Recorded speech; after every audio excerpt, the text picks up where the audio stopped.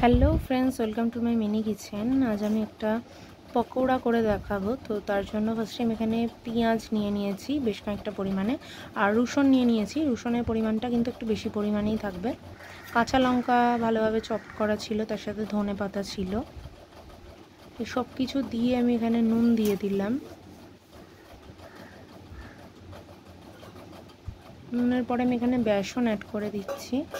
এখানে বেসন 4 table spoon মতন দিয়ে দিয়েছিলাম। তো যদি কেউ বেশি পরিমাণে বানান তাহলে বেশি পরিমাণ দিয়ে অ্যাড করতে হবে। এরপর আমি জল দিয়ে দিলাম, দিয়ে ভালোভাবে মিক্স করে নেব। এবার কড়াইতে আমি তেলটা গরম করতে দিয়ে দিয়েছিলাম। এটা কিন্তু দারুণ টেস্টি হয়,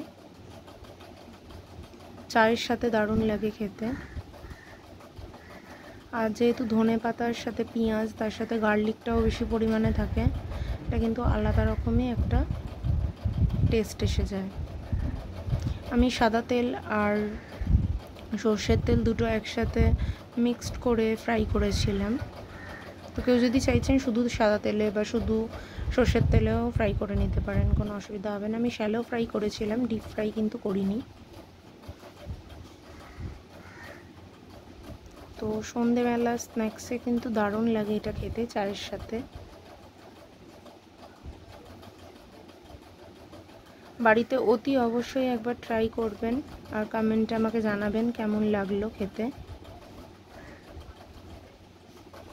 দারুণ, বাইরে থেকে ক্রিস্পি আর ভেতরটা খুবই স্পঞ্জি টাইপের হয়েছিল, ফ্লাফি ছিল। Thanks for watching. কমেন্ট করবেন কেমন লাগলো। Thank you.